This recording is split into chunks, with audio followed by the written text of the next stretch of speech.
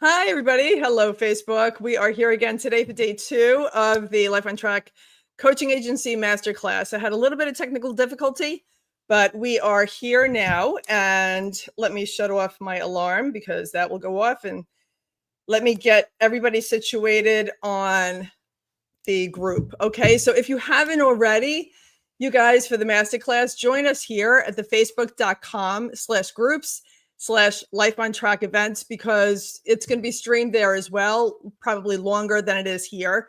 And that's where all the action will take place, after this is over. So there you go. So go to facebook.com/groups/Life on Track events, and you'll be good to go. So let me go to Facebook real quick. This is the fun of live and getting these things started on Facebook. And let's see if we're live. And we are. Okay, so now perfect. Let me share it to the group. Share. Group. Thank you for your patience with something isn't working. Maybe because, don't even tell me, we're going to still have technical difficulties. That's why we're a few minutes late. So let's go to group. Here we go. And post. Yes. Yes. Let's see, posting. Here we go. Perfect. All right, let me go back to here. Yes. Okay, so now we are live. Welcome, everybody. Welcome to Life on Track Coaching Agency's Masterclass. Yesterday was day 1. Today is day 2, and you're never too late. You could always go back, go to the group, facebook.com/groups/Life on Track events. Sign up there and you will see day 1, and you will be live here with this as well. When this Facebook Live ends, it'll keep going over there. All right, so let's get started. I want to introduce myself, Erin Lay. So everybody has been asking me lately, I'm always interviewing a lot of other people, and they say you don't really get into yourself as much as you're, reading the bios of everybody else. So I just want to, give everybody a little bit of a background of who I am, what I do, and why I do it, because I love this, and I've been doing it for over 3 decades, for over 30 years. And like I said yesterday, it started off in a hospital bed, in Sloan Kettering with cancer. And I didn't know anything about the internal world. Everything was very outer world based, very superficial, right? Very 3D oriented. I looked to everybody else to tell me if I was pretty enough, if I was smart enough, if I was going to be successful. I was counting on them to tell me, because I didn't know anything about the inner world. I didn't know anything about self-image. I heard about self-confidence, and I thought I was very confident because, like I said yesterday, I was fully licensed with a Series 7, Series 63, the insurance license, an overachiever. And but I didn't really fully understand what self-confidence is, until I started doing this personal development work, which is what happened when I started reading the books from a hospital bed in Sloan Kettering. So I mentioned yesterday the 2 books, Full Catastrophe Living by Jon Kabat-Zinn, got me into meditation, and Shakti Gawain's book, Creative Visualization, got me into visualization. But I read so many other books like Think and Grow Rich, and just about the mindset.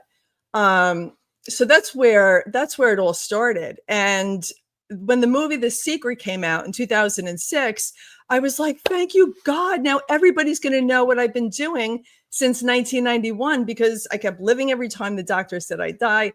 I went on to have 3 kids that the doctor swore would never happen, because I learned that the mind is so powerful, but it's not just the mind. It's how we emotionalize those thoughts. That's where the true power is, you guys. It's from the heart. It's not just from the mind. More powerfully, it's from the heart. So when we emotionalize those thoughts, that's manifestation. That's how you make things happen. But nothing happens without a vision. Nothing happens without a vision. Write that down. Okay.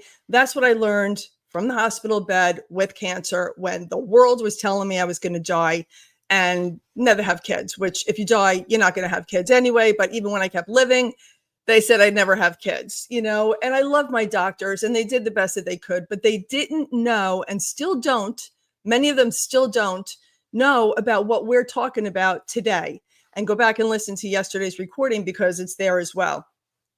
So that's where I started learning thoughts become things, and it's about emotionalizing those thoughts. My heart is super, super powerful. And And I started to guard it with everything that I've got. Beforehand, I was a people pleaser. I wanted to make everybody happy and, I was like a chameleon, becoming what that other person or the other bosses or whatever needed from me, what they wanted from me, who they wanted me to be. And that's what I became. I lived up to everybody else's expectations.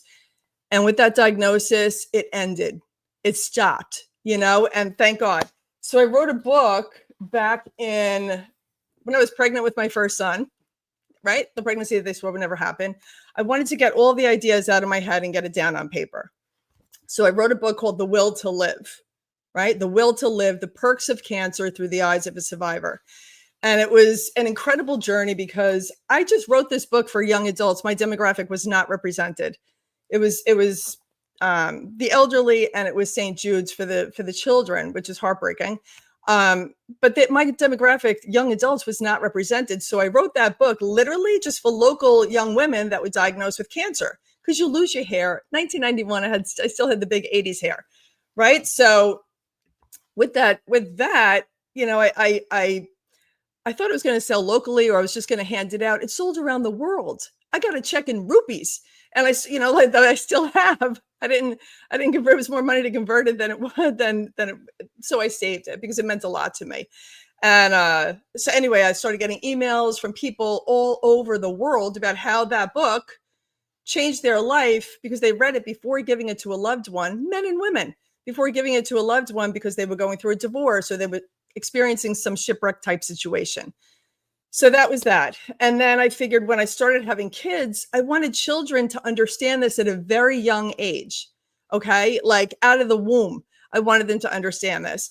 So I wrote character building children's books. And the first book that I wrote is this one. And I had so much fun with this. Maggie's in the driver's seat, right? And it was named after my grandmother. The main character is 12 years old, is futuristic. So at 3510, she goes from planet to planet, and on each planet, she deals with a different dominant character trait. So I named the character after her, and then my daughter was born, and I named my daughter after my grandmother as well.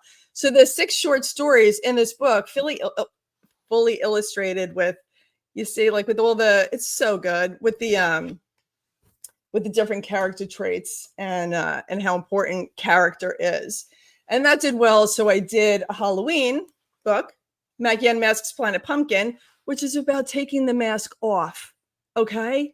Instead of what I was doing as a child, and into young adulthood, putting a mask on to be whatever the outer world wanted from me. So I would stay mentally and emotionally safe. Right. That's what we do as humans. So I wanted kids to understand, like, it's okay to take the mask off.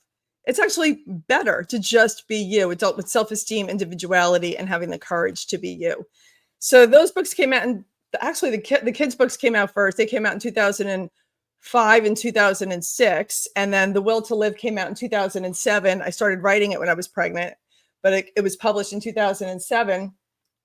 And then, anyway, then I had a radio show from 2010 to 2013 called Onward and Upward with Erin Lay, where again, I was pouring into the world what I learned about having a crystal clear vision for your life, how important that is, and then emotionalize that vision, have the feeling as if it's happening right now, the law of assumption, and then watch that vision come to fruition. And so, the doctors at Sloan Kettering started having their patients call me at home, and I started coaching in the 90s. And during the radio show, on Blog Talk Radio, I started interviewing other coaches. And people, my friends and other people would say, why are you interviewing other people that do exactly what you do? And I said, I have an abundant mindset. Like I can't coach every single person on the planet, right? So I wanted a team. I wanted to highlight all these other light workers, because people resonate with different people. So I was interviewing all these amazing people on Blog Talk Radio from 2010 to 2013. Went through a crazy divorce, that started. I stopped the radio show in 2013 because that started. And it was finally in 2016. And then my book that I wrote during the pandemic is Work Love, establishing a culture of love in the workplace. There's so much that's going on.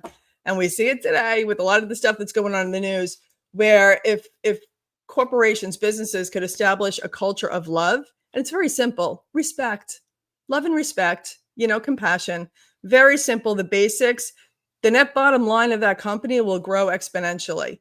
Yeah. And again, this is mindset. This is a lot to get into. So for right now, I just want to stick with how this came to be. So then that was that. And then I started doing summits when they were telesummits, before summits became a thing. Actually, that was before that book came out. I started doing telesummits around 2016, 2017. When, like I said, they were called telesummits back then before it became popular. And then my Life on Track, I did a couple of seasons of those in 2020 and 2021 during the pandemic. That book came out, Work Love, in 21. And then I did a TV show. And then I did my own in-person event. I've been speaking on everybody else's stage about all of this and living your best life. And I figured, let me have my own event. So I did. And I established my own Life on Track stage. And it was incredible. That was in 2022. And now here we are. And again, I love highlighting other coaches and other speakers and other people that are doing the same work as me, because I can't do it all alone, right? Teamwork makes the dream work. And that's what I'm all about. I have an abundant mindset, and that's how the coaching agency came to be. I have these amazing coaches that have different messages, different niches with very, very similar messages, to what I have about creating your best life based on mindset, right? And having that vision and emotionalizing what it is that you want to do. And each of them has a different niche. Like I said, one in sales, one deals with emotional trauma, another one with healthcare workers, and another one with longevity and functional nutrition. And absolutely incredible, the team that we have. And that's who was on yesterday. And that's who I'm going to bring on any second now. And that's how, this whole Life on Track thing came to be with me. And I have my entire bio. There's tons I've left out, but you have a general idea of the way I've lived my life since 1991 and what I will continue to do until I'm 1,000 years old. From Zoom, from here, from stage, in person, and anywhere I can, because the message is incredible. And for anybody that would like to connect with me, you can go to scheduleerin.com, and we'll connect. We'll see if I'm a good fit for you, if one of the coaches that you're going to see in a few minutes is a good fit for you. And we'll have that conversation, because if you feel stuck, at a crossroads, or overwhelmed in self-doubt, or just fear is keeping you back, and you could be the CEO of a multi-million-dollar corporation, many of my clients are, or the CEO of your home as a mother or a father. It's great to be able to break those self-limiting beliefs, the self-doubt down, and kick fear to the curb. So let's go. Here we go. So I'm going to bring on my first speaker, Joshua. Hello, Joshua. Hi, welcome. how are you doing? Good. Welcome to the Life on Track Coaching Agency Day 2 event. Let me just raise the volume for you. There we go. So how are you? I'm doing great. How about yourself? Good. It was a great day yesterday. Yes. Yeah. Thanks for having us on. Yes. It's super exciting. And what you shared yesterday was incredible.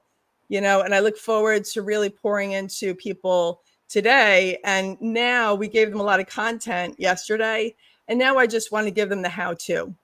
Okay. I don't want people running around, chasing their tail. I really want to give them solid information on how to live their best life, and what you focus on is, the sales teams, and how are they going to live their best life if they're, like you said yesterday, in fear of how they're going to pay their mortgage, how they're going to make their payments. So let's get into, hold on, you are the money mindset and self-image sales coach.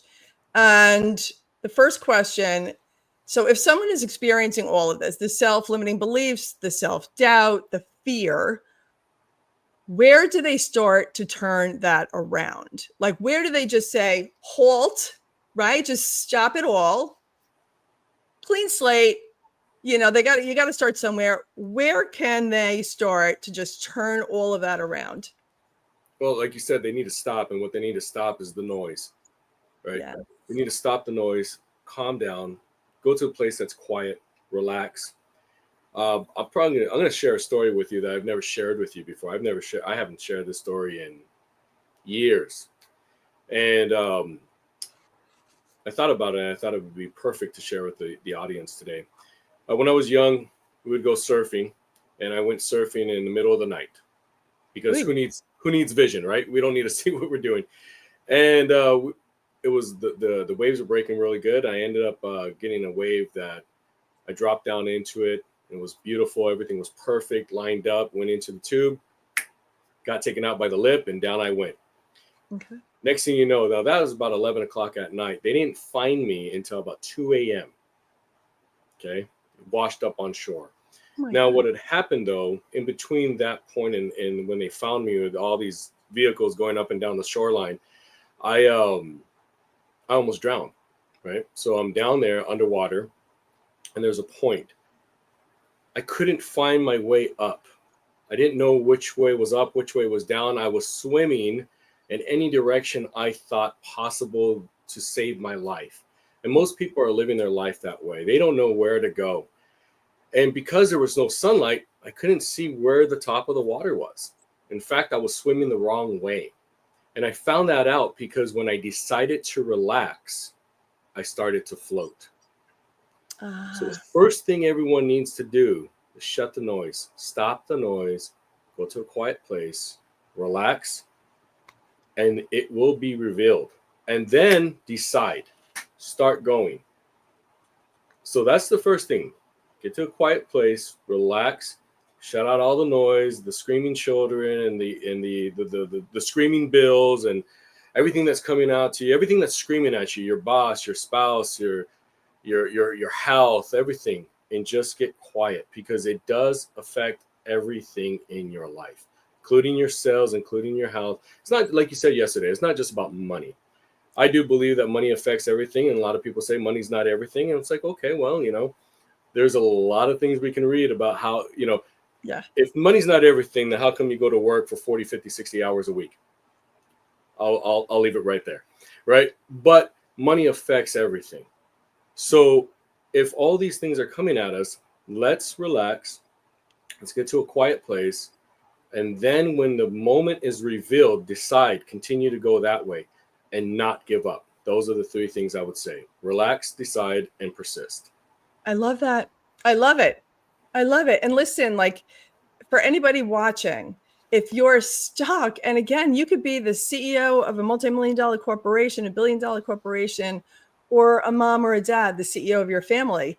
And we all get to these points in life. That's why it's the school of earth, right? We all have moments in life where we're just like, what is going on? And we're confronted with a challenge. So we're in the chaos. It's part of life. And then who are we as we're going through the chaos, right? Which leads me to my next talking point, which is what's something that people can do to keep the momentum going in the right direction? Okay, well, one thing that gets it going in the wrong direction is like we were talking about yesterday is limiting beliefs. Yeah. So what I would say, I love how Bob Proctor used to talk about this gentleman named Leland Van Vanderwall. And he would say that, most people, he had all of these different things that he would say. And I loved all his different phrases. But the one that applies right now is that he told Bob that if you reevaluate your belief, what you believe in will change. So the one thing that kills momentum is belief, limiting beliefs. For instance, when I was swimming, when I was swimming to the top, there were times where I thought I wasn't going to make it. I literally had the vision of my mom crying on my funeral. And I was like, this is not going to happen. See, there's the decision. I was not going to drown that day. Okay. And I continue, even though I didn't know if I was going to hit the surface. Right. Everything was telling me I wasn't. And what are we all drowning in? But self-doubt and limiting beliefs. Most people don't keep doing something not because they can't do it, but because they believe they can't do it. I love that little placard that's right behind you on your left shoulder. It says she believed she could, so she did. I love that because that's accurate. Belief is everything. Right. You and I have had this conversation, and I just started doing a whole marketing thing on it, the can versus can't conversation. Literally. It's a very simple. Henry Ford said, whether you think you can or think you can't, you're right. And we talked about that yesterday also. It's just a very simple thing. Decide, make a decision. if you're on the fence about something, just make a decision. And if you don't like the results of that decision, there's a lesson to be learned. And then you could just make another decision. That's all. You could redirect. So first of all, go ahead. I would say to keep the momentum going, reevaluate your beliefs. I love that. guarantee you what you believe will change. And when your beliefs change, so will your results. Absolutely. Without a doubt. And I love your analogy. Unintended. I love your analogy about the surfing, and then, oh my God, the almost drowning, and that's awful. And I love your analogy and the comparing it to drowning in self-doubt and self-limiting beliefs, because people, they really can't breathe right when they're struggling with that, so when they're facing a challenge. You and I are both fans of Jim Rohn, right? Love him. Yeah. And a lot of people or admirers, let's say, of Jim Rohn, right? But a lot of people don't realize they're so focused on getting that check. They're so focused on getting that sale, getting that girl, getting that guy, whatever the goal is, that they forget it's not about what you're going to get, but it's about who you're going to become. That's what Jim used to say, right? Yeah. It's not about what you're going to get, but who you're going to become. If we're so focused on that goal, we're so focused on the outcome, we're attached to the outcome. We're attached to how it has to happen, instead of being committed to the journey, committed to the process. See, I was committed to not drowning. Yeah. I was committed to living. I was committing to finding the surface and breathing again. And the pain, we can compare it to being constricted, and your lungs are trying to breathe in, but you're underwater and you can't breathe in. The pain is indescribable, and people can feel that way in their life. And here's the crazy thing, though. I continued to swim towards the surface. And just like with achieving most goals, if you're dedicated and committed to the process and to the journey, you might actually pass your goal without realizing it. You're like, hey, we achieved it a long time ago. That's what happened, Erin. Yeah. I got to the top of the water and I didn't breathe in because I didn't realize I was above water yet, until my hand slapped down the surface of the water. And then I breathed in that first breath that felt like forever.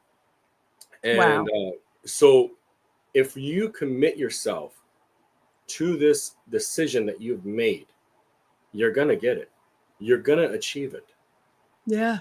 And I always say, don't succumb to the you want to let go of the result, the end game, right? You want to be detached from the outcome. I say, like, release yourself from the doubtcome, so this way you just, so, because like you just said, it can happen so much better than you even anticipated.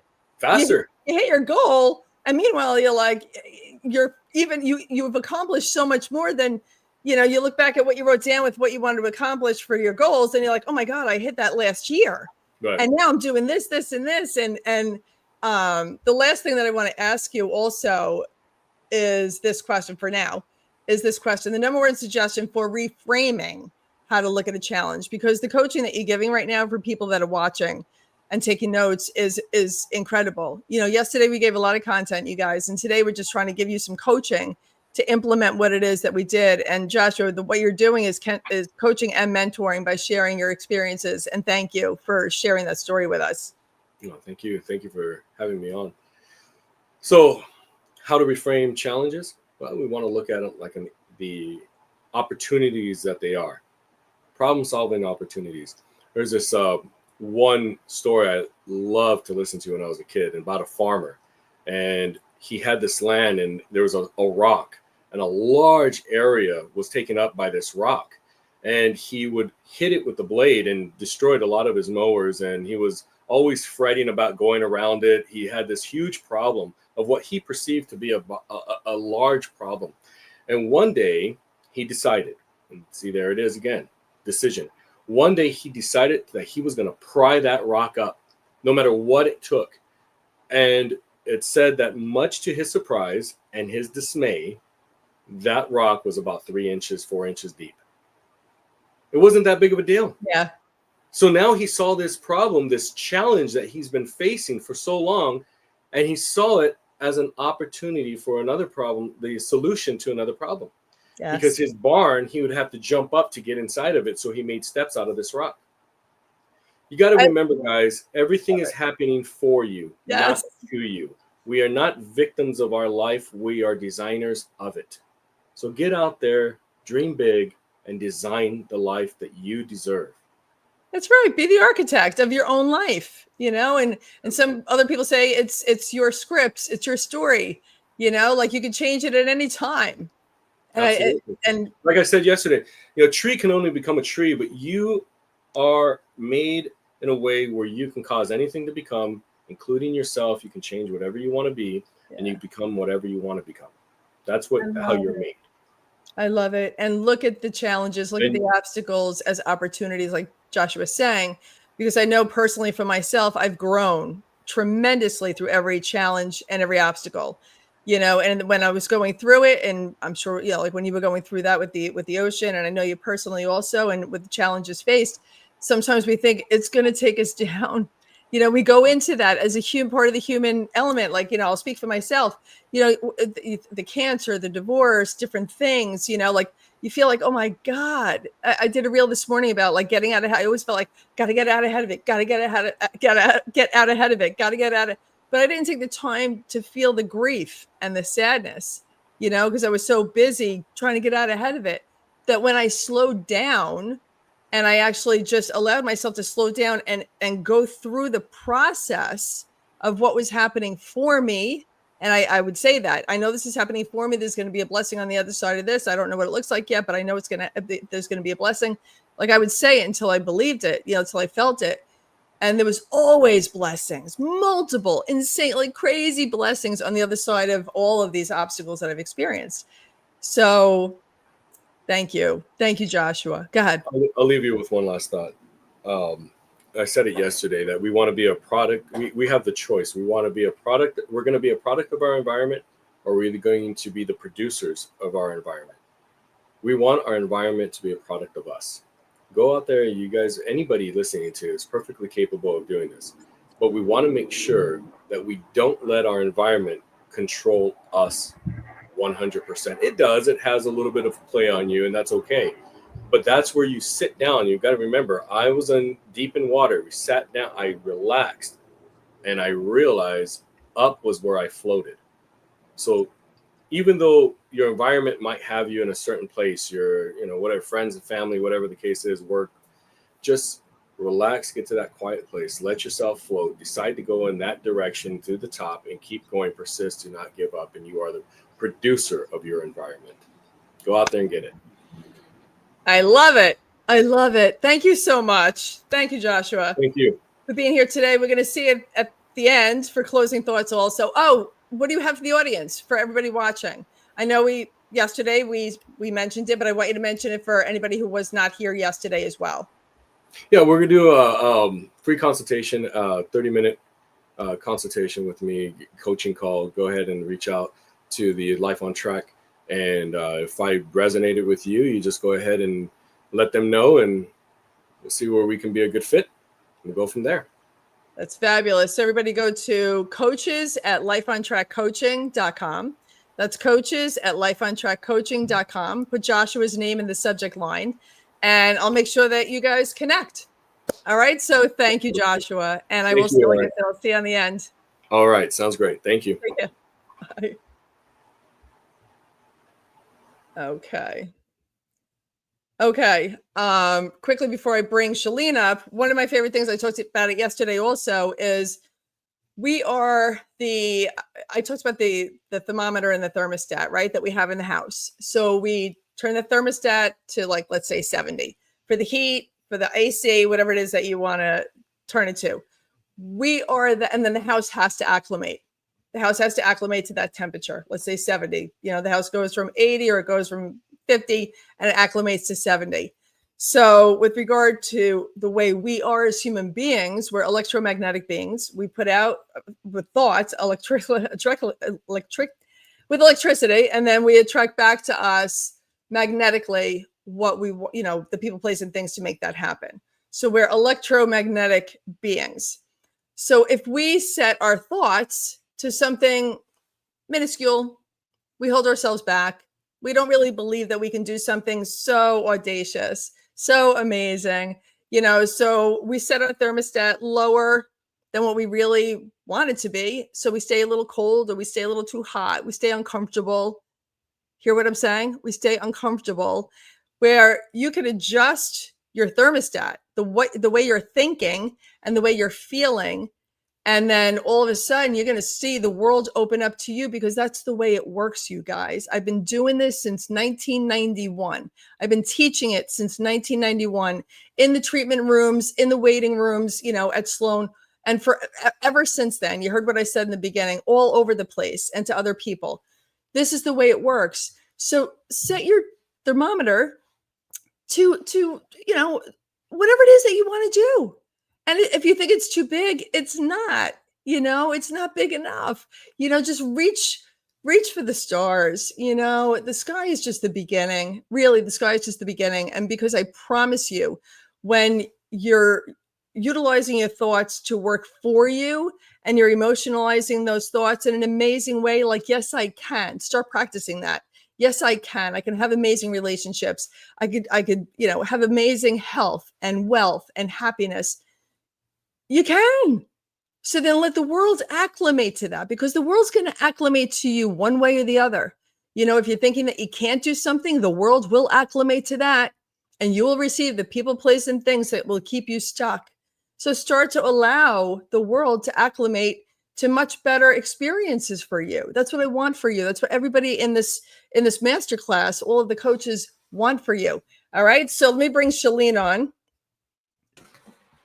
Hello, my friend. Hi, guys. Welcome. All right. So Shalene is a healthcare professional coach specializing in self-care. And I want to get into more today with the self-care. And you're an amazing coach with regard to this. And you know the significance of it because of what you've gone through, right? With the healthcare professional. So yesterday you discussed, how, because you're on both sides of it, Shalene, right? As a physical therapist and the cancer survivor. So you're on both sides of the coin, and you really know how to help the system, right? That we all love and appreciate. Thank God it's there, so that's, you're amazing at this. So let's talk about that. So we're going to ask, this is the first question I'm going to ask everybody. So this is for for the people that you want to reach out to. Yep. If someone is experiencing all of it, right? They're in the thick of it, in the self-limiting beliefs, the self-doubt, the fear, where do they start? Just what is that starting point? Like, stop everything, stop the train. Like, where do they start to turn that around? I think the best thing to do is actually, because the definition of insanity is continuing to do the same thing over and over and expecting a different result. So first and foremost, be able to be honest with yourself and go, okay, like, I need to make a change. And you are the only one that can make that change. So my thing that I coach people with is, acknowledge what's going on. It's like sometimes when things aren't great, we want to just keep like running from fear or self-doubt or this limiting belief, that we've had that, isn't real. It's like, if we just keep running away from it and bury our head in the sand, it's just going to get better. Okay. I'm here to tell you that does not work. Right. So like, normalize it we don't want you to feel this way, but be able to just go, okay, this is what I'm feeling. This is what it feels like in my body. This is what I'm going to name it, and actually get it out on paper. Journaling is such a powerful tool, and it's not like you have to write, people think there are all these rules about journaling. No, just get your thoughts out of your head. Whatever it is that you're feeling, if it's a self-limiting belief, whatever is giving you self-doubt, whatever you're scared of, write it down in a brain dump. I just call it brain dump diarrhea. It just let it all come out, because once you start, you begin to start to feel like you can breathe. Yeah. And that's an important, part is also being able to pay attention to your body and where you're actually feeling. Like, where are you feeling the self-limiting belief? A lot of people feel it in their heart. A lot of people feel it in their head. They have a headache, or, anytime they think about something that's, self-limiting, or if it's self-doubt, or they're scared of something, they might feel it in their arm, might feel it in the pit of their stomach. Go to that spot where you feel it, acknowledge it, and then just start to try to breathe through it. We don't, little things like the power of our breath. Go through these things and continue to just breathe. Breathe in. I always counsel people, breathe in through 4 and out through 4. And just keep doing that all the way through this brain dump, because it is sometimes hard to do. And you want to run. That's our sympathetic system coming in going, we want to shut that sympathetic system off because it helps to drive all this stuff. We want to bring in our parasympathetic system, which is the rest and relaxation. So trying to do this task with your little journal in a space that's not cluttered, somewhere that you feel safe. If you want to light a candle, if you want to have some nice lights, if you want to cover up with a blanket, do something that makes you feel good and supported and safe to be able to then start dealing with some of this stuff. Because we talked about it yesterday, we got faith or we got fear. We got and I'm not saying people's self-doubt or fear isn't real, but when you actually start to pick it apart and go, like I'll just use an example. I mean, I had a PET scan on Friday. Yeah, it is not fun doing those scans, and it is not fun waiting for the results. But I've decided, it's just somebody's opinion on what they looked at. And I've learned after all the scans I've had in the last year, there's so many different opinions on what what each thing says. So it's like, what is there to be scared of? I can't change the PET scan right now. What I can change is how I respond to it. And it's just like, it's just another test. Big deal. I'm just going to go keep living my life. So is there fear of the results? For sure. But what am I really scared of? Well, is it going to change the course of my treatment? Okay, well, I can change that. It's like when you start to dig a little bit deeper into what these things are, then you can become solution focused. Get them out on paper so you can actually see what it is and feel in your body. Feel the relief and the release of all of that mass and stuff you've been holding on to, because it does affect you. And you can breathe better. And it's like, oh my goodness.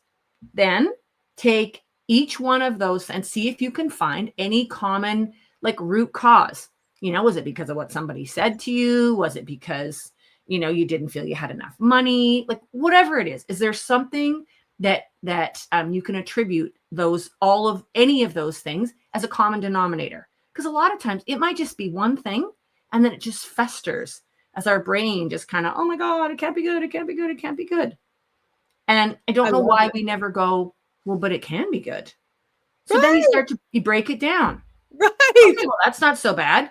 I'm just, that's not true. I'm just going to let that go. And once you actually can see it, instead of just thinking about it, it becomes more real to the point where you can actually assess it and go, yeah, I don't really that wasn't real to me, and making sure you're leading with a full heart and you're safe and protected. So your inner you is okay. Whatever these results are, you're going to be okay with it because you can figure it out, using your toolkit, breathing, any kind of, if you want to go for a walk before this happens, get your body moving, do whatever you need to do to keep yourself safe while you do this exercise.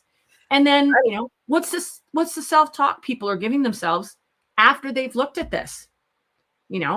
Hey, I can do that. I can manage this. Oh, that's nothing. That's a lot different than, oh, this is going to take up all of my time. And how am I going to do this? Right. You eat an elephant one bite at a time. I'm not saying this is easy. Trust me, I know. I have got journals full of brain dumps.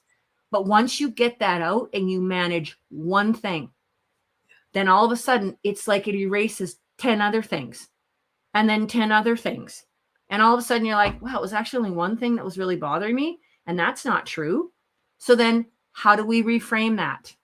Yeah. An example, let's say, you're scared about money. I don't think I have enough money. Where'd that come from? You find out that came from your grandma and grandpa back in the 30s when they were in the Depression and they talked about having no money. Okay, I wasn't in the 30s. Okay, I've always had money. I always have money. I'm not my grandma and grandpa. So how do we reframe that? I always have enough money to keep me safe, secure, and loved. Reframe it. That becomes your new thought process. So anytime you get that thought or self-doubt or limiting belief, or you're like, I don't have any money, I have enough money to keep me safe, secure, and loved.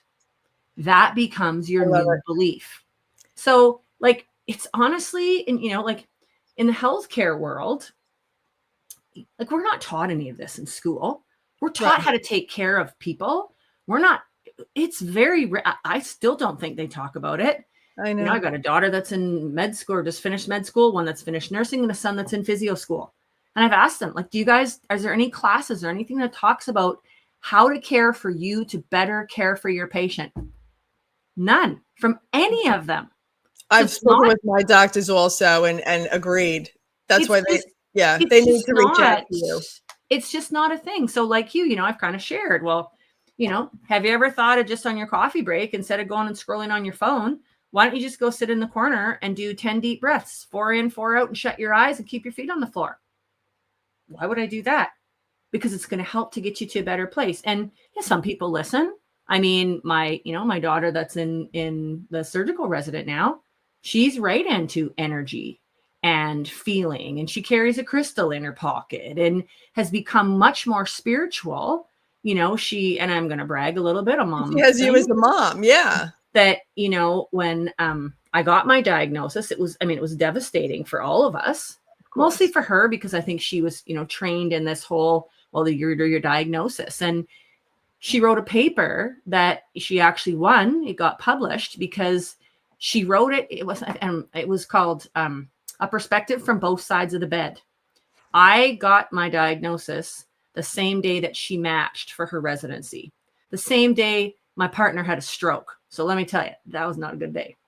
But what it did was it taught her the value of compassion and empathy from the point of a patient. So now as a surgeon, she is approaching her patients with the same way she wants me to be approached, or her to be approached as a caregiver, versus somebody just, well, this is it. You're this diagnosis. A diagnosis can be a limiting belief. Fine. I'm like you. You want to tell me that? Go, just pound sand, because I'm not listening. Right. But how beautiful that your daughter internalized it and is now. It gives me hope. It gives me hope that there is going to be change. And, every time I go in for anything, a scan, blood work, see my oncologist, we have great conversations now that are open and honest about all of this stuff, about self-image, about, the limiting beliefs that are put on us by a diagnosis or by a stat that might be 20 years old. That's a limiting belief. Right. So my thing is to everybody, question the information that you're given in any part of life. Yeah. And do a brain. Honestly, that is probably my best advice on anything for this fear, self-doubt, limiting beliefs, self-image. Get your thoughts out of your head. Yeah. And make them that doesn't mean they're real, but many of us are visual learners. So when you see it, it's like, oh, now I get it. But that's not true. And it's nice to do it in colored pens, and you can scratch things and write notes and just get where it becomes something you've got more mass to it. So then you can do something with it instead of thinking, well, I just thought that thought and I'm just going to push it down. Because we know if we just push a thought down, guess what happens? Right. We just get more of that same pattern of thinking. I did that a couple of years ago, that exercise. And it was one of the most powerful exercises that I've done. So I've always journaled, but this was an intentional, you come to a recollection. This was my epiphany of the grief thing. I wasn't expressing grief. Right. Mm-hmm. I thought I was, but apparently I wasn't. So I sat down at my kitchen table and I just journaled, brain dumped, like what you said, my experiences that were very, very difficult that would cause grieving, and including miscarriages and stuff like that I had. And it was one of the most cathartic, powerful. I was crying at my kitchen table. And this was years later after the occurrences happened. I'm 59, even the miscarriage, I was in my early 30s.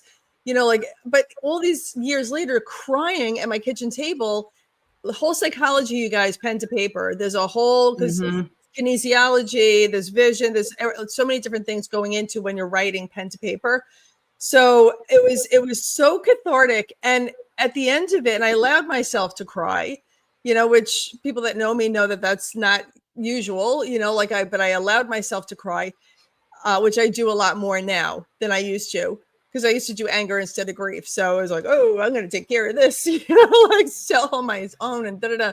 But anyway, the release that I had, and the energetic release, and then just the cells, you feel the cells in your body starting to go into alignment, and you just start to feel lighter energetically, physically, emotionally, mentally, in every way. And also in 1991, when I learned about that, the only thing that we have full control over in our lives, for everybody watching, the only thing that we have full control over, we have no control over our kids, our heartbeat, our blood flow, anybody on the planet. But the one thing that we have full control over is what we do with the thoughts when they enter our head. That is the only thing. And when I learned that in 1991, I was like, oh my God, I can control that. You know, like I have control over what I'm thinking, as opposed to just the thoughts come in and they're negative, and then I got to just deal with it because it's negative, and I got to pay attention to it and entertain it, and then go into anxiety over it and overwhelm and everything else. And then I learned at a young age, no, you get to choose what you entertain. And then what you're entertaining is what gets dumped into your subconscious mind. And what is impressed in the subconscious mind has got to express itself in the outer world. So what you're thinking about repeatedly over and over and over again, being dumped in, has to, it's by law. A spiritual universal law has got to express itself in the outer world. So for everybody watching, just really pay attention to the thoughts that you're thinking, and what you're ruminating on, what you're allowing to go get dumped into the subconscious mind. And if there's already stuff there, do what Shalene just said, which is so powerful, and just journal it out. That's a great thing, Shalene. Journal it out, so then the cells aren't holding on to it anymore, because that causes illness, you know? And you and I know that all too well. So I think too, a big part of that, and I've sometimes done it on a big whiteboard, or like on those big like post-it note papers or whatever. So you can get like the more you start to move your body, it starts to release some of those somatic feelings, because, you know, like we know everything is energy. And when you kind of don't feel good, you just, when you start to get that stuff out, you're releasing that negative energy within your cells and your physical body, which releasing that also will like that might be enough to release some of these fears and self-doubt. So I think that would probably be, I mean, that's what I've had everybody do to start, because it's a good place to start. Because some people want to come and do coaching, but they don't even really know. They're like, well, I don't know what I need. So, okay, well, let's start. I want you to write down everything that's in your brain right now. Good, bad, and the ugly.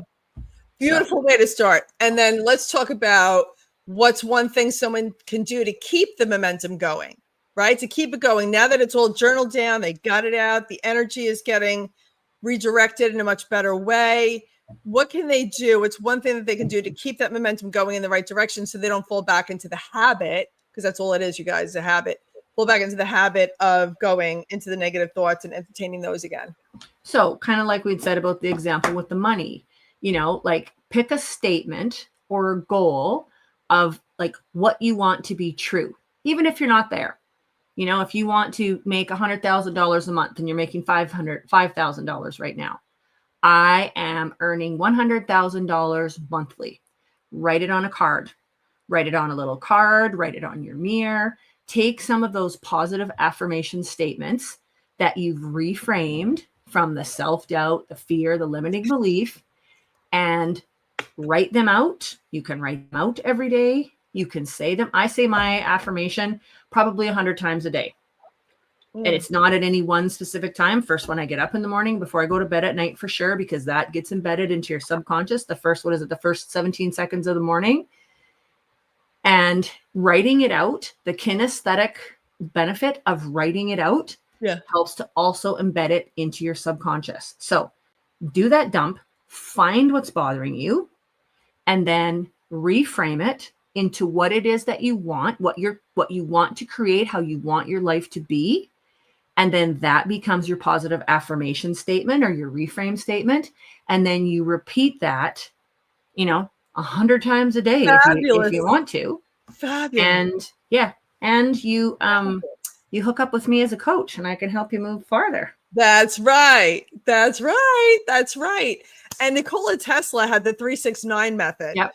Right. I remember telling you about this. I love that. It's right. You write down what you want to accomplish 3 times in the morning. So your subconscious says, "Ooh, that's important to Erin," right? Mm-hmm. Then 6 times in the afternoon. So again, repetition, right? So then you're letting your subconscious know, wow, this must be really important to Erin if she's stopping everything and writing it down 6 times. And then 9 times at night before going to bed, because the subconscious mind never falls asleep. Yeah. It never goes to sleep. I've tried that. 9 times at night I wasn't consistent with it. It was too much to do. So I say it just because I know I don't always write it down. Well, that's okay. There's and that's what we're here to tell people. You don't have to do it any specific way. You do what works for you to be consistent. These are suggestions. Consistency is more important than perfection. Perfection does not exist, people. Start with something little and be consistent. And that's where a coach comes in. A coach helps you be accountable and consistent. And perfection is a self-limiting belief. That's what it is. Perfectionism is a self-limiting belief. You know how much I've struggled with that. I know. I have also. I'm perfect exactly the way I am. I don't know any high achiever. I really don't. I don't know any high achiever that hasn't struggled with that. Mm-hmm. But it's a self-limiting belief. And when we get to the point in life where we could just be our authentic self, standing in our authentic power, you don't worry about if something isn't perfect. Nothing in life is perfect. And trying to be perfect is exhausting. Everybody watch. It's useless energy. Use your energy for good. Exactly. Oh, and always wrap up every affirmation. I've talked about this forever also. And I got this from Shaki Gawain from Creative Visualization in 1991. I always wrap up every affirmation with, for the highest good of all concerned. Mm-hmm. So whatever I want to achieve, I say, for the highest good of all concerned, because I never want to achieve anything at the expense of somebody else. Mm-hmm. That would not be an abundant mindset. That would not be in integrity and with character. So it's, but like what Shalene said, you could read it 9 times before going to bed, or you could just do the best. These are just suggestions, whatever works for you. It could be 3, 3, and 3, mm-hmm. right? Some people love 3s, right? 3 in the morning. Start somewhere. Change. The only way to come out of the state you're in. So if you think about it, like it's all these particles going all around right now. And you're just like, oh, I don't know what's going on. Whoop. You grab one particle and you stick it in the bucket. There you go. That's getting you out of confusion. There you go. One thing, one baby step. All right. Oh, and the reason I like the 3-6-9 is because my birthday is also 3-9-66. So it resonated with me, but you guys do whatever it is that you want to do.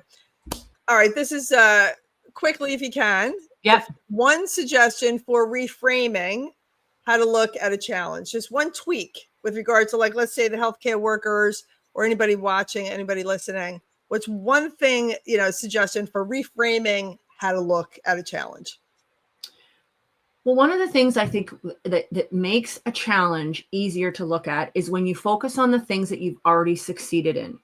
Instead of coming at it from how am I ever going to do that? Well, I've done this and I've done this and I've done this. Having your little toolbox, three or four things that you've already accomplished well. So you realize that, hey, I can do anything, so then I'm supposed to be doing this deep breathing or whatever. Nobody else is doing it. Okay, well, I've had 3 kids. I got my master's degree at 50. I, was able to get my motorbike license, whatever. Okay, I can do anything. I can sit here and breathe. This year, people. I can sit here and breathe. I can breathe for 10 seconds or 10 times doing this. And it doesn't matter what anybody else says, because I can guarantee you, if you start doing that, you are going to have people come up to you and ask you what you're doing and why you're doing it. And Yeah. if you could teach them how to do it. Yes, please. So it's called the reframing, impression you know, increase. it's again, it's just switch your mindset. You know, it's what I think Josh had just said, you know, what's well, it was from the Wizard of Oz. I can't remember the quote, but you know, well, what if or my darling, what if you can fly? What if I can't fly? But what if you can? Kind of the same as this, you know, like look at it and acknowledge, okay, wow, that's going to be tough. Okay. But I can do tough things. This is easy. And I'm trusting that my coach is giving me this thing because it's going to help me. So I'm going to do it because it's a good thing for me. This is hard, but it's good. Why do we think hard always has to be bad? Right. You know, I've done a lot of schooling. It was hard, but I was really happy that I did it. So whenever I look at something hard, I'm just like, hard can give you good things. It's not always just bad. And I remember you said one time, choose your suck or choose your hard, you Choose know, your like, hard. right. And embrace the suck. Exactly. Embrace the suck. It could be hard growing to where you want to grow. And it could be hard, you know, like not doing anything at all to go in that direction. Yeah. But and it doesn't have to be hard. It could be, it's, you know, it's not easy. It's simple, not easy. We look at all of the people we've had as mentors, all the people you've, you know, introduced us to. It hasn't been a cakewalk for any of them. Right. People have gone broke. They've lost businesses. They've lost relationships. They've lost their homes.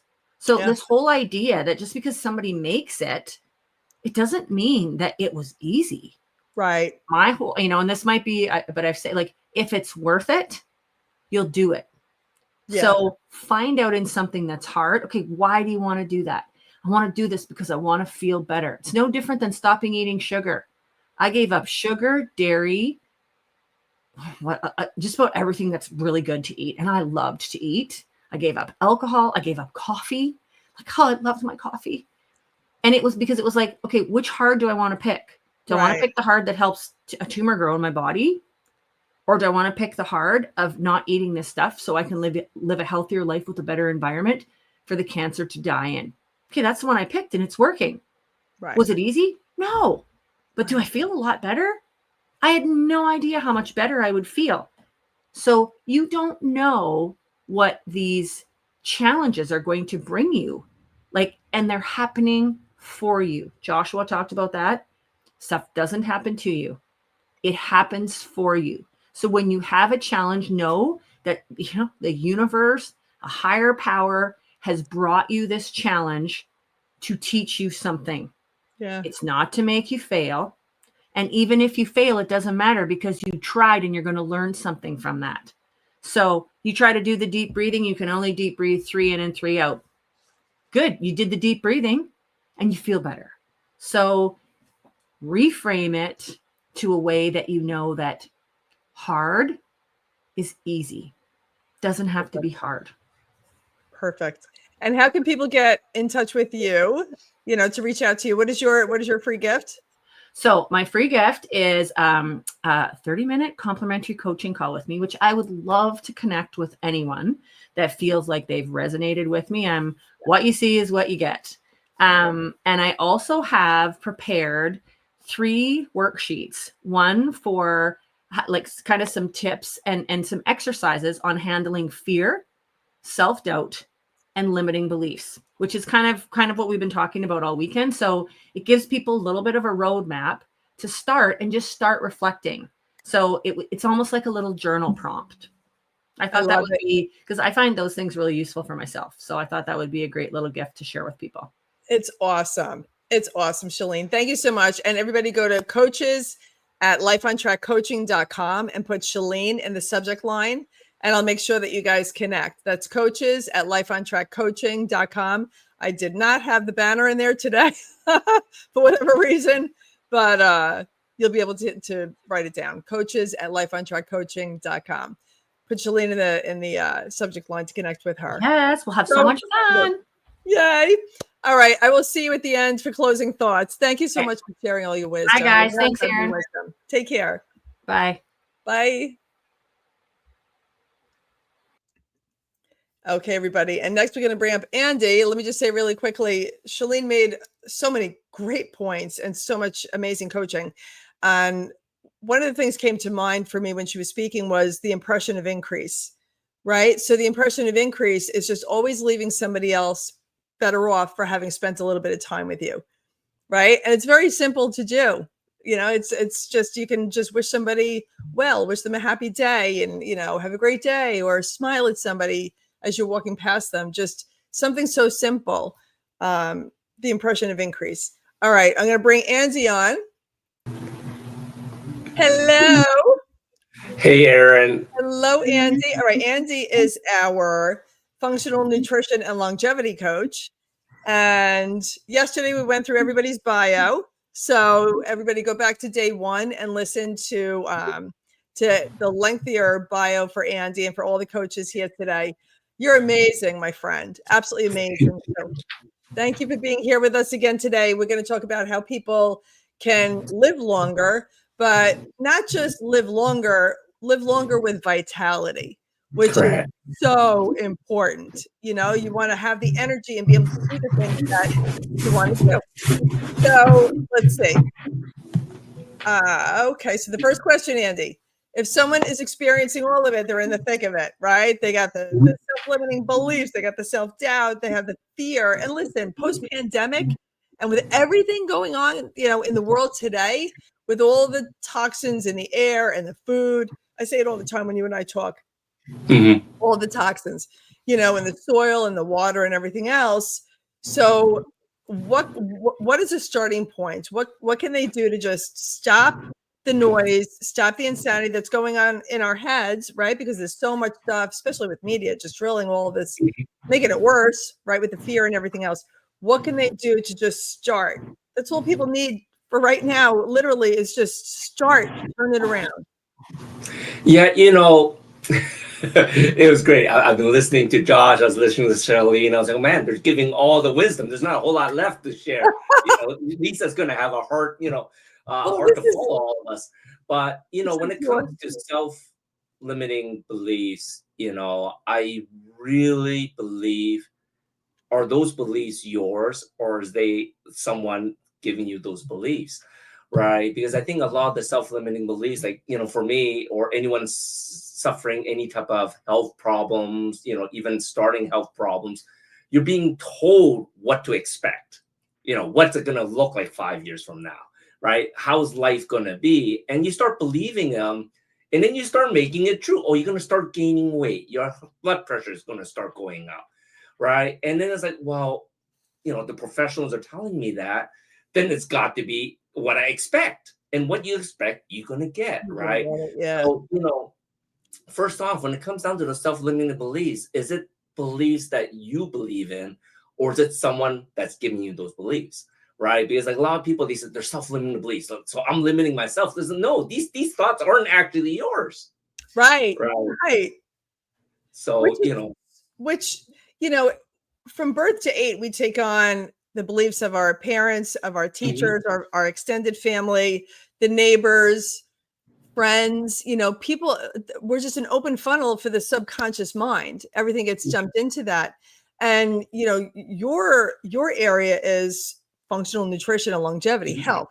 We talked about the Life Wave patches and all these things that you do for people with regard to their health. And it all starts with, what's going on in the cells and things emotionally, energetically, we store in the cells. Oh yeah.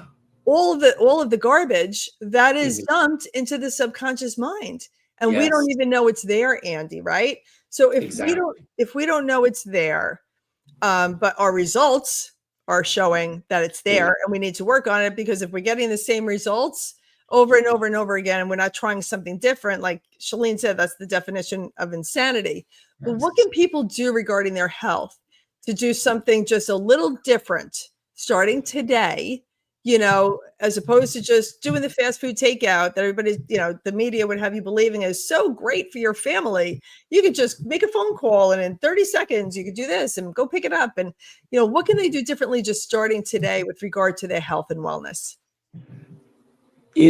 It's funny because all you hear about is eat better, exercise more. That's what doctors will tell you. And, the funny thing is, stop listening to those people that keep telling you the same thing, right? And I think it's getting harder and harder now. It's like you said, there's so much noise on social media.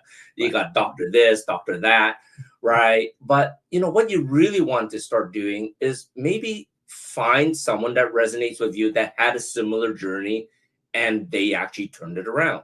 Because it's easy to see some fitness model say, oh, you're gonna have, you know, you're gonna look great booty, you're gonna have my figure. Well, they had that figure to start off with, right? It's easy for them to say, do this exercise, do this, you know, do this diet. But you know, find someone that had a similar journey from you. If they, you know, if you're suffering from type 2 diabetes, find someone that had type 2 diabetes. What did they do? It's sort of like what Joshua said, right? You know, he had type 2 diabetes. He found this video and it changed his life. But you know, there's so many other things that people can say, but did they actually have type 2 diabetes? Probably not, right? So they're just regurgitating information you can find on Dr. Google, right? So I think that's really important. But don't do that, and tell people don't go to Google. Like, don't go to WebMD and Google and all these things online. You know, make a phone call to a doctor. We're not saying don't call a doctor, but if you have something going on, if you go online, it will terrify you.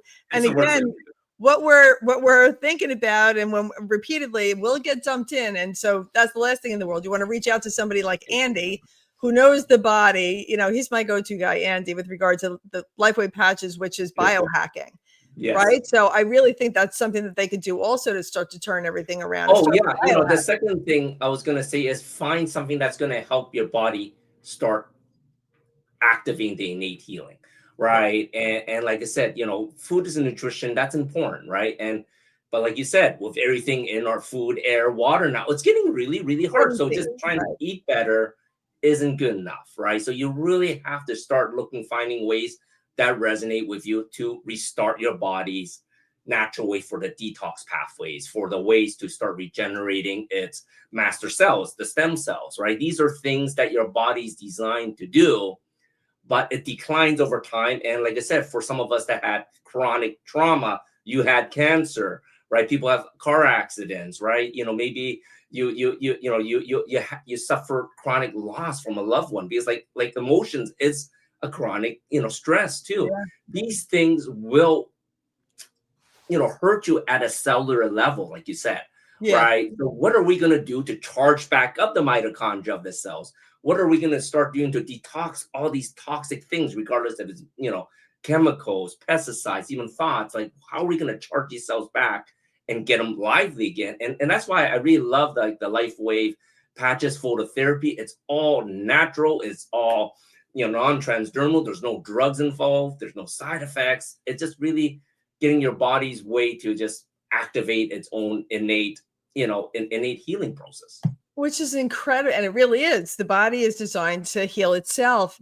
And Andy, you turned me on to the LifeWave patches. Well, Michelle did. And then Michelle introduced me to you. And that was last June.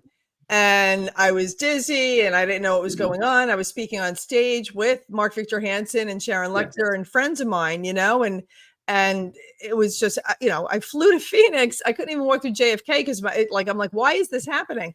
And I got there, and then Michelle is the one that gave me the patch. And I was like, okay. A patch is going to, like, you know, all of a sudden this has been, because it was going on for weeks. I was going to a chiropractor that I never went to before and doing all these things to try to get rid of it. And she slaps a patch on the back of my neck. And I was like, okay, Michelle, really? Like, what is this going to do? And I was shocked. In 45 minutes, I had clarity. Correct. I couldn't believe it. I couldn't. And this is something that everybody watching, if you're struggling with any kind of because I went into I joined LifeWave, and I went into the search bar of, you know, the Facebook page that we have, and I put in every illness I can think of, down to tinnitus or tinnitus, whatever I would say it, tinnitus. And everything from a broken bone to congestive heart failure, or everything I put in there. And there was all these testimonials, you know, that it helped them in all these people in amazing ways. So definitely reach out to us regarding the LifeWave patches, because that's a no-brainer. You know, that's like, and I'd show you, Andy, you have yours here. Yes, I do. I have mine. It's, they're acupuncture points that you wear them on. And today I have mine below my belly button. So I'm not going to show you. I'm not going to show you my patch today, Zerg. But it gives you the energy and the vitality that we were talking about. Vitality is everything, you guys. We're not feeling well and we're in the bed and we're like, oh my God, like my congestion and this and that. And with the weather's being a little cuckoo for Cocoa Puffs, but we don't have the vitality. But with these patches, and there's different ones, there's something for inflammation, and then there's something for activating stem cells, which is the flagship one, which is incredible. That has a little of everything in it. There's glutathione, which is about helping the immune system and boosting the immune system. Again, in this day and age, huge. Like, I don't want to get into all of them, but there's a few different that there's something for everybody is basically what I'm saying. And for sure. I think in these last 2 years, my experiencing, and like I said, I'm a biohacker at heart, so I track all the biomarkers too. So, testimonies are great, but, when you start having MRI data, you start having blood labs data to show things getting better, it's proof in the pudding, right? It's not a placebo effect. Oh, I think I feel better energy. It's like, wow, like, my glucose look better, my testosterone looks better. It's like, these are real results with nothing changed next to using these patches, right? Ooh. So yeah, definitely. I am very passionate about the patches when it comes down to it. And, we'd love to talk to anyone about it for, any way that we can help to support their health and wellness, even longevity. Yes. And as a functional nutrition, I always call you the longevity and functional nutrition coach.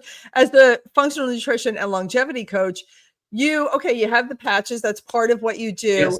But as you're patching, the people that you're working with, like you said, you're getting the blood work, you're following them as a coach, and you're there for them for all of that. And it's holistic and it's amazing. And this is, what we were doing before 100 years ago when Big Pharma kicked in and started doing everything with, the pills. This is the way the body was meant. Is designed to heal itself, and these patches support that. Can you share with us before we go to the next question? Because it's an incredible story about one of your clients, as a coach, that you suggested that he wear the patch. He was having heart surgery. Mm-hmm. And before the surgery, as you were coaching him, you asked him to start wearing this patch. Can you share the story with him? I'll share quickly, because this is really in the testing phase that really cemented how well these patches work, because they have their own clinical studies, right, that show within 6 months it reverses heart age by 8 years, right? And I was like, wow, that means it's reversing heart age, which will make it to younger heart, which this is not a medical device. I'm not trying to claim anything, but to me, I was like, how do you prove that? So I had a client that during COVID, he caught COVID twice, right? He never got the jab, but he got COVID twice. His wife got the jab multiple times. We're not even go there. But anyways, he got the jab. He got COVID twice, and, he had AFib. He actually went to the hospital, and they actually, were saying, hey, they did, emblations with them over twice already. And over the 2 years that they've been tracking, every 6 months, he got a cardiologist, and they're tracking his blood labs, and, things were just going from, green to orange, from orange to red, and things were just tracking the wrong way. And I met him in October, and the following year, February, he was supposed to get heart surgery, after the blood lab showing it's going the wrong direction. And he said, hey, Andy, will these patches help? And I said, well, we're not claiming anything, but these are studies I find. There's studies showing that, when certain peptides get elevated, your body can start regenerating stem cells and stuff like that. And there was a certain patch protocol that I shared with him. I was like, this is what we've seen to help with people that have heart conditions, right? And once again, I said, I'm not claiming this is going to help, but what do you got to lose? He was freaking out, right? He's 71. He's freaking out. He's like, I don't want someone cracking open my chest, right? So, we didn't even go full 6 months. Like I said, he started in October, and February came, and that morning he was calling me, Andy, I'm seeing my cardiologist. I was like, yeah, whatever. We become pretty good friends at that point. He said, no, this is to go over the blood labs. I was like, great. It didn't click to me that his surgery is around the corner, right? And I was saying, so yeah. And so Andy, we need to talk right after, I see my doctor. I said, okay, whatever, I'll put in my calendar. And I just sort of blew him off that morning because I was pretty busy, right? He calls me at 1 o'clock that same day. Andy, we need to meet. And I said, I'm going into my calendar, my iPhone. Okay, yeah, next Tuesday looks pretty good. He said, no, we need to meet now. Like, let's go to blah, blah, blah, closest place for lunch. And I was thinking, oh my God. I was like, I thought it was bad news, like, to be honest, like his urgency in his voice, right? It sort of scared me, right? So I was like, okay, no problem. Let's go for lunch. I was like, in my head as I'm driving there, I had this this trepidation. It's like, oh, this is gonna be bad, right? I'm just setting up for something bad. And when we got there, he throws a stack of papers on it, and I'm just flipping through it, and this is blood labs. And I saw all his previous blood labs for the last 2 years, so I know where things were going. Right. And I was looking at it, it's like, everything looks pretty good here. I think there's 2 things that are in the yellow, but everything's green. And he says, exactly. Right? I think, and he says, I don't need heart surgery anymore. My cardiologist says, like they need to see certain markers to have the heart surgery. Right. And of course they say, well, maybe down the road, but right now we just can't, right? There's nothing showing you need it. Right. And to me, that was proof. That was proof that, your body has this amazing innate ability to heal itself. And once again, I'm not saying the patches healed him. I'm just saying the patches help support him to start healing on his own. Right. That's all I'm saying. Sharing that. But like, that along with all my other things I've been tracking was what really got me on fire. Is like, everyone needs to be on this product. Just if anything, just to be healthier, I say the same thing. I say the same exact thing. And again, with everything going on in the air and the food and the soil and everything, the water, everything, it's a first line of defense. And we're not making any claims because we can't. It's a product that supports the body. Exactly. For the body to do what the body's designed to do, and that's to heal itself. So, well, and thank God he had you as a functional nutrition and longevity coach to follow his blood labs. Yeah. And to go through all of that in detail. Most people don't have that. They go to the doctor and that's it. And then they just take they give them and then they don't even know what they're looking. Oh, everything's good. And then you don't think about it, right? And a lot of times, unfortunately, the medical system puts everybody in the same category when individuals are very, very different. And then what you do is you look at everybody as the individual fingerprint that we are, so I love it. I absolutely love it. All right. So we don't have a lot of time for the other 2, but I do want you to address really quick. What is one thing someone can do to keep the momentum going in the right direction? Now that they're starting to feel good, like, ooh, I'm in the green, I'm in the yellow, ooh, instead of the red, I'm feeling good. How can I keep this momentum going? This is something that I've learned with personal development, which started with growing my business, right? Growing your finance. So this works really across the board for everything. But, I think this is really, really important when it comes down to health, right? Like, we talked about Jim Rohn earlier, and I don't know if if it originally came from Jim Rohn, but he says, like, find 5 people that is like, your tribe, right? And they are going to inspire and level you up, right? So if you're looking for finances, find 5 people that are more successful from you, right? Because you want to learn from the best. When it comes to health, once you start having a little bit of momentum, right? You have to just get away from those negative Nellies that's talking about the blood, the blood pressure. Oh, I'm so tired. I can't sleep.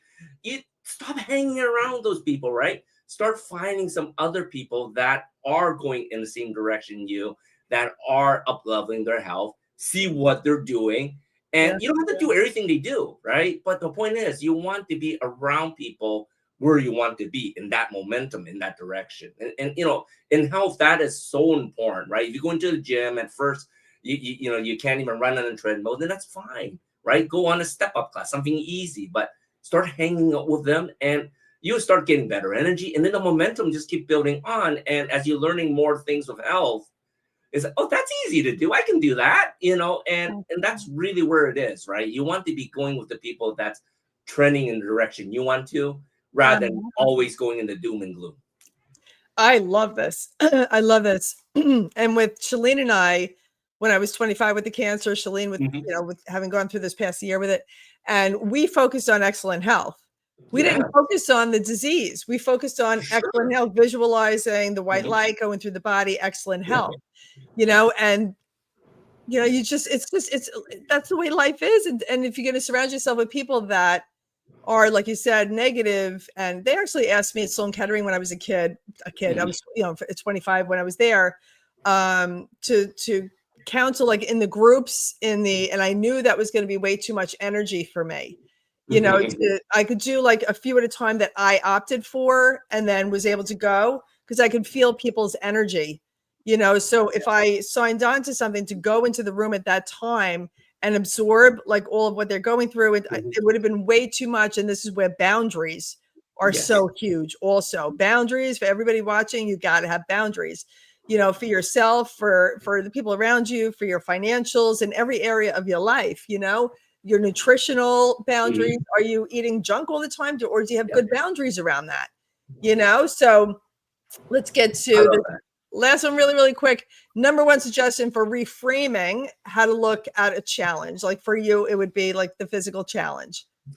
Yeah, you know, I think when it comes down to health is, you know, so many people concentrate on how life sucks, right? But you know, there is some fear in that of what's life gonna look like when it changes. And I get this a lot with a lot of my clients. They decide to stay where they are because then they can blame everything going on all the conditions they have. Like they're actually comfortable there, right? You know what I'm saying? They like that sympathy. Great Because like, point. I can't make it to the party. Oh, it's because I have a headache, my knee hurts, or you know, everything like that, right? So it's Great like point. you know, your condition, you know, like your challenge isn't even to your benefit, right? You know what I'm saying? You're doing it to somebody else's benefit, just as an excuse. Right, So you right. know, so the way I look at it is reframe is like, how can life change for the better? You know, and I think that's really important. It's like, how's life's going to change for me?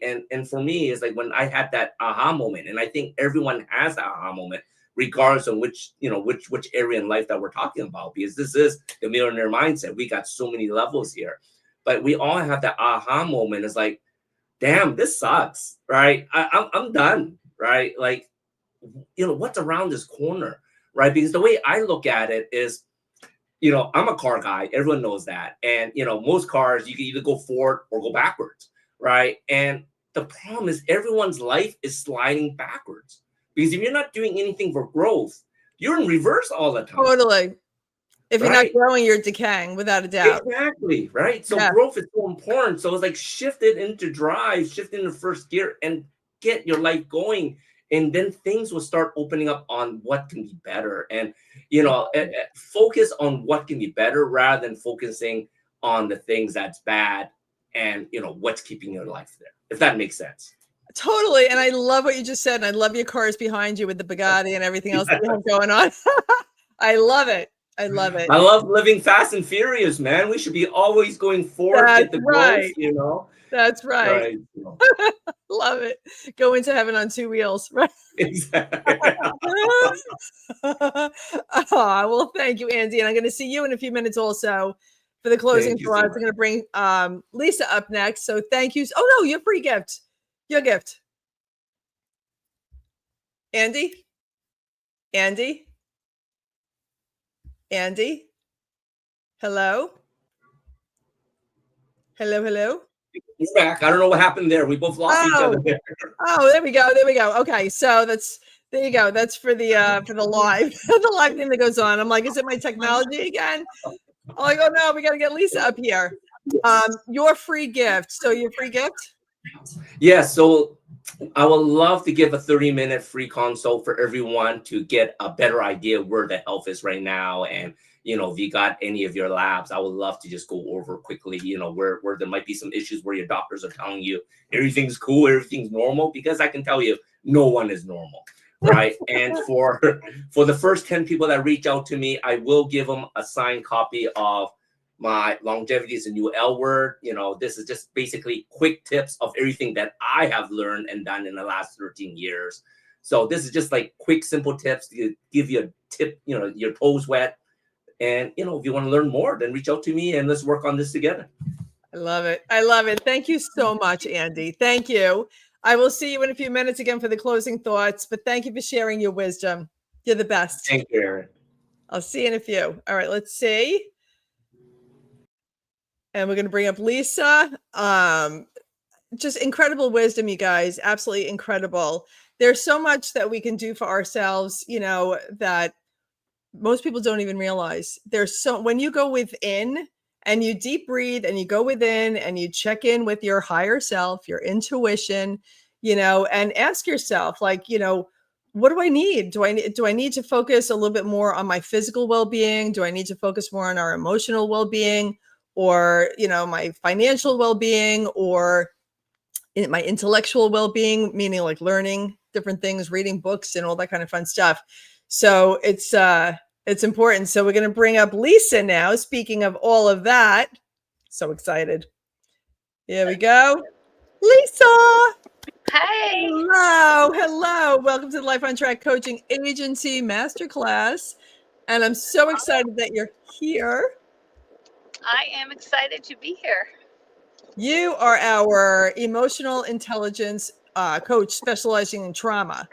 So you're amazing, and your experience in, we discussed it yesterday, you know, with yesterday we gave content, right, for everything for people to learn and grow and everything else. And today we're just giving coaching to connect, you know, and I want everybody to go into the Facebook Messenger and connect with all of these coaches, you know, reach out to them privately, and because connection is everything in life. Okay, so let's get into the first talking point, which is if someone's experiencing all of it, Lisa, right? They're just, like I say, they're in the thick of it. They have the self-limiting beliefs. They have the self-doubt. They have the fear going on that we're going to kick to the curb. You know, what can they do to just start right now? Just one thing, like just halt everything, like, you know, stop everything, and just one thing to start to turn it around. You have to decide you want the change. Yes. You have to decide. That's the one thing. Until you decide you're ready and you want the change, nothing changes. It's very simple. Just have to decide. Like I spoke yesterday, or maybe not on your podcast, but I spoke that in January of 2018, I decided I was going to change my life because I was so unhappy. I decided in that moment. I didn't know how it was going to happen. I didn't know what I was going to do. I just knew it was going to change because I decided. So you need to decide that you want to change. Yes, I love that. Oh my God. And I'm all about vision and decision. Vision and decision. Like, I love what you just said. With the cancer diagnosis, I decided I wasn't going to die. I made that decision. When everybody else was like, you're crazy, I made that decision. You know, after the divorce, when I decided I was going to grow my businesses, when I had family and some friends and everything that was like, you have 3 kids, you know, they're young and you got to go to job. And I was like, I'm going to grow my businesses because I had to continue with what my intuition was saying, what my higher self was saying. And now I have multiple successful businesses, you know? So I made the decision to listen to myself. Yes. Can you speak into that, Lisa, for the emotional and the mental? You know, when people experience trauma, they really think that they need to hold on to somebody else and listen to what they have to say. They don't feel like they have the skills to be able to do it. Yeah. Can you share the importance of listening to yourself? It's super important. And as we tune more into it, our intuition gets better and we can hear it better. Whether some people can hear it, I actually hear it in my head, what I'm supposed to do. Not everybody has that. Some people journal and they get it. And I know when I want the answer to something, and I want the real answer, I wait until I'm super tired. And then I sit at the desk and I ask myself the question because my brain's going to give it up super easy because it wants to go to sleep. So whenever you want to know the answer to that question, ask right before you're ready to go to bed. When you're super tired, write it out in a journal and say, what's the answer to this? I can just ask the question and my brain will give it to me at that moment.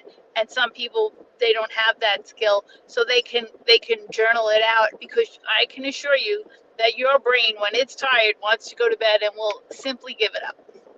I love this. And can you explain to everybody also that it's a muscle that can be developed? Intuition is a muscle. Like you're one of the best. You and Joshua are two of the best people with regard to intuition, that it literally speaks to you. You hear it, like you literally, it speaks to you, you know? So can you share with people that it is like, I get goosebumps in my legs when my intuition is responding to what I'm asking. Yes or no questions and stuff like that. You know, it responds in goosebumps in my legs, in my thighs. So can you explain like that, how people can build that muscle and tap into their higher self, which is their intuition? Go ahead. So everybody's born with it, okay? There's research on it, there's science on it, everyone's born with it, and then it gets turned off for whatever reason. Mine was never fully turned off as a child, and it saved me from a lot of dangerous situations. I was able to say the right thing at exactly the right time, yet I've still been able to tap into it more because I'm peaceful in my body now, and I am peaceful in my body because I meditate every day and I'm calm. And we were talking yesterday about living in the present, right? And we need to live in the present and in the now. And there's a book about that. I think it's called Living in the Now or something like that. It's a great book. The Power of Now. I love that book. The Power of Now. Yes, thank you. And I am in the now right now. And because I'm in the now, I'm not worrying about what happened yesterday. I'm not worried about what's happening tomorrow. I'm in the now right now. So I'm in touch, and my intuition is way more open than it ever has been. And I can tell you, it's only open a crack. And I know that there's so much more for it to open because I've seen the change. And it's just a matter of bringing yourself, and people talk about grounding, and that's part of it. Getting yourself into a peaceful place. It took me a while to get here. It didn't happen overnight. I really work at it. And now I'm at the point where I'm like, okay, we're running a little behind today. I have to go back to work. You know what? That's okay. They can miss me for 15 minutes. It will not be a big deal because you know what? Right now, I know my intuition says I need to be right here with Erin and talking to the audience and just letting them know that they have the power to change. So I could be living in anxiety because I have to go back to work because I'm still nursing. Yet right. I'm not going to do that because I'm here where I'm supposed to be. I'm peaceful and I'm in a peaceful place because I decided. You see that? Wow. Yeah, it's, you know, and you went from a people pleaser you went from a people pleaser for peace, you know, the peacemaker, to embodying peace for yourself. And Absolutely. That is so important. Like, keep the peace. That's the word I was looking at. That's the phrase I was looking for. People pleasing, keep the peace, right? Keep the peace. That's the people pleaser. Keep the peace. So instead of you went from keep the peace as a child with everything you were going through to tapping into your inner peace, which is everything. Yes. Everything. Can you coach people on how to do that when they do go inward, on how to quiet the mind, drop out of the head into the heart, and really embody that inner peace as opposed to being the keep the peace person? Okay, so for all of you people that say meditation is not for me, and I'm laughing because that's where I was 6 or 7 years ago. No, I can't do that. I can't quiet my mind. I can't do that. Well, let me tell you, I got a book for you. Meditation for Fidgety Skeptics. If you can. And let me tell you, it was so helpful. And one of the other things I did, I would just do a 5-minute guided meditation because I couldn't get my mind to quiet just with the music and being in silence. I can now, but it took me a while. But I would do a 5-minute meditation, a guided meditation on YouTube for something that I wanted to, whether it was releasing anxiety, calming down, setting an intention, whatever it was. I would do 1 or 2 at different points in the day. And because I couldn't quiet my mind into that silence. And I was like, but I could listen to somebody else and that would quiet my mind. I love this. I love it. Okay, so then next, what is one thing someone can do to keep the momentum going in the right direction? So now that they've done that, they're meditating, they decided that they're no longer going to be anything but peaceful for themselves, for the highest good of all concerned, starting with you. right? So Right. now how can they keep that momentum going now that they made that decision? Okay, here's a great thing. What you do is when you have another decision coming up, and what you can do is get out a piece of paper and divide it in half. What would I usually do goes on the left side, and then on the other side is what else can I do? And pick something on the right side, because it'll be something different. You'll get a different result. It may not be the result you're looking for, but that's why you do more than one. And then if that one doesn't work, you try the next one. I love it. I love it. I love it. Okay. And also a number one suggestion for reframing, tweaking, how to look at a challenge. So first ask yourself, what about this? What's familiar about this to me? What have I done before that I know I can just do right off the bat, because I have confidence that I know how to do this, and just get that part of it done, because your body's already familiar with it and your mind is already familiar with it. Just do that part. And then make a list of the other things. Tell yourself, hey, I can do hard things. What can I do from this list? And pick something. And you don't have to do it all at once. And just keep going. Keep going. Okay. You don't have to do it all at once. And then so you're the emotional trauma, right? You coach people that deal with emotional intelligence and emotional trauma. And you're very open and honest about, that you struggled with addiction, and thank God you overcame that. So let me just ask you a question because there's so many people, I think after the pandemic also, I think a lot of people started drinking heavily and doing all these different things. So how can somebody who is struggling with addiction, and they're young and old, there's teenagers and 20s and 30s and, all the way up, what can they do to reframe, where they're just like, oh, I'll be fine. I got this. It's a problem, and I see it's affecting my life, and I don't like some of the results, but I got this, and I'll figure it out. What's something that they could do to reframe how they're looking at it? And one thing that they could do to move the needle forward so that they can make the decision to, just stop feeding the black wolf and the white wolf, right? And the white wolf is what's going to grow you, and the black wolf is what's not. It's going to hurt. And so instead of feeding the dark wolf, what can they do to change that and reframe it? Well, here's a good thing. You ask yourself, do I like what's going on in my life right now? And typically the answer is going to be, no, I'm not really crazy about it. And then ask yourself, what would you like your life to be like? Because then we're setting an intention in our unconscious mind, because we're actually telling our mind what we want instead of what we don't want. And we can make the change because we're setting a new intention. Instead of, oh, I'm just going to go out and have a few drinks, I'll go home and I'll just keep going on this path. Well, what other path can I get on? Where else do I want to go in my life? Or is this it for me? Because I believe that everybody has goals and dreams and wants to be more than what they have. And I'm still working. I'm a work in progress. I'll be a work in progress forever, because as I reach goals, I decide I have more goals. Yeah. And I want to get here. So where do you want your life to go? Ask yourself that question. I love that. And also don't, when you do make the decision and you're moving forward, don't beat yourself up over the past. Well, I think a lot of times, people fall back into addiction because they start beating themselves up over the past. I did this and I did this, and I wish I could change this. How do they deal with that? Well, see, some people can release it on their own, and some people need help releasing it. I was one of those people that needed help. I needed to understand how my mind worked, why it processed emotions the way it is, and how they got stored and stuck in me. And then once I understood how the mind worked, I was able to release them, because, oh, this isn't about me.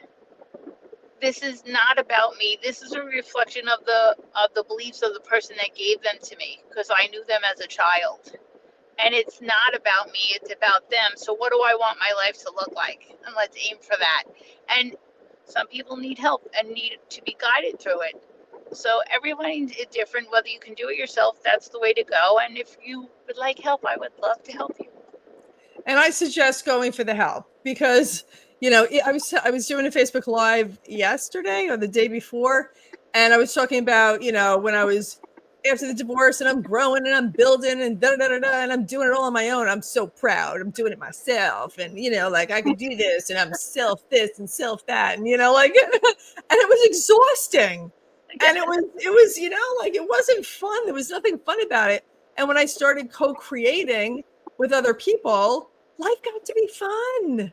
Yeah. When I asked for help, when I allowed myself to ask for help, sometimes we just have to like put pride to the side and, and trust that, like, I'd be like, oh, if you want to do it yourself, if you want to do it right, do it yourself. And like, I got to just do it myself, and I got to figure this out, and I got to do it on my own.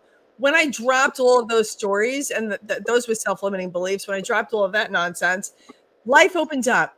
Right. And then I talked about my bio in the beginning, with all the books that I've done and everything else. And I talked about the ones that I wrote myself. But even when I when I stopped doing everything on my own and I started co-creating, I'm a contributing author in over 20 books with people from the movie The Secret, these incredible Olympians, like just co-creating with the most amazing people. And it got to be fun.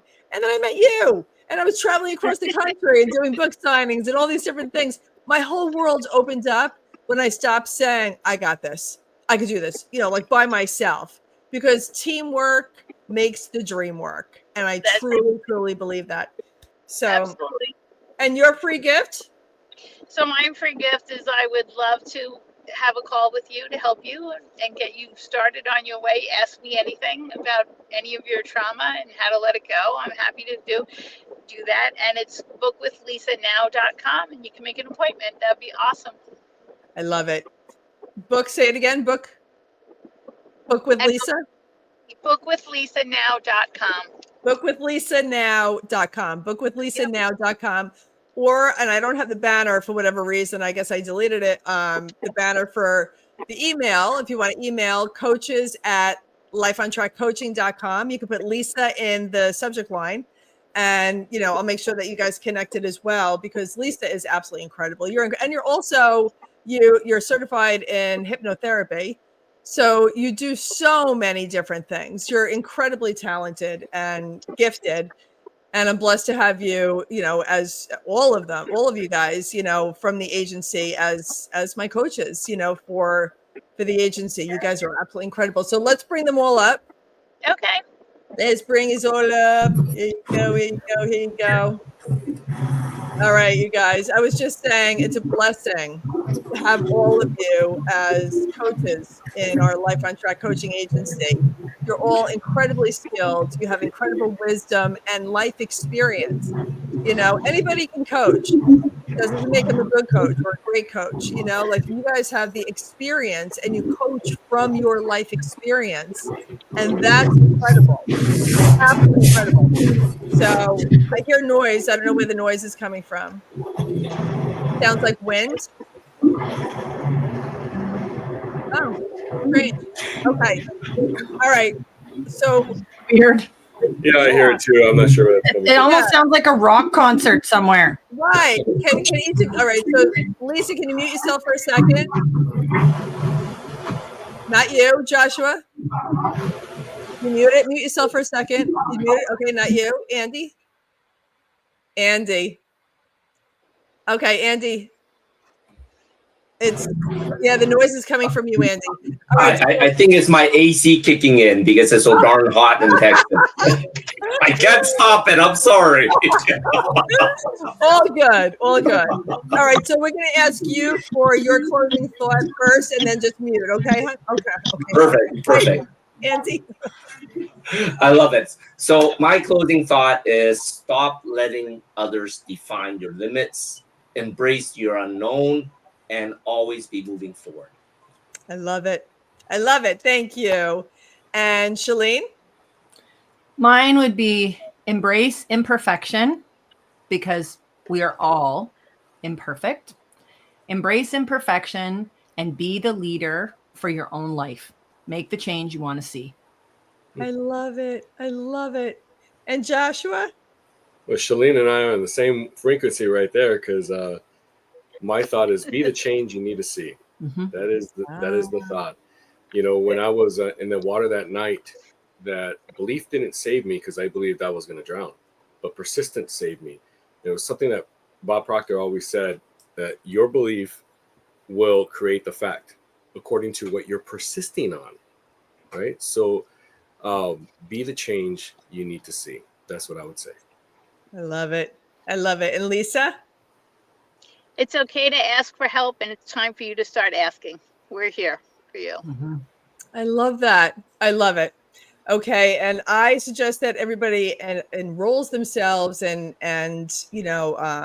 gives it a whirl with the VMail that I talk about all the time. It's a system that I put together in 1991, and I've just grown it over the years. So visualize what you want, visualization, mindset, your beliefs, get in alignment with what you're visualizing, action, have your action in alignment with your beliefs and the vision that you want to accomplish.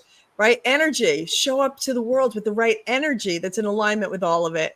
And leadership will happen in the most incredible way when all of that is in alignment. And then you have a blueprint for an amazing life for yourself. Amazing. So reach out to all of us at coaches@lifeontrackcoaching.com. We would love to connect with you. And again, if there's any coach in particular that you want to connect with, then put their name in the subject line. Otherwise, I'd love to hear from you, have a conversation with you, and always remember to live onward and upward. Have a magnificent day, everybody, and we love you. Bye, guys. Thanks for watching. We appreciate it. Bye-bye.